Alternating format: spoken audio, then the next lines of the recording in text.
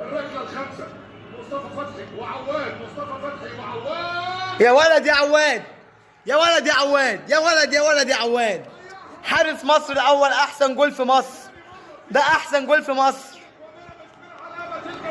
عاش يا عواد. ان شاء الله زيزو، ان شاء الله باذن الله الخمسه بتاعت زيزو. ربنا. شكرا شكرا مصطفى فتحي، شكرا دروشه، شكرا يا صديقي. باذن الله. يلا يا زيزو،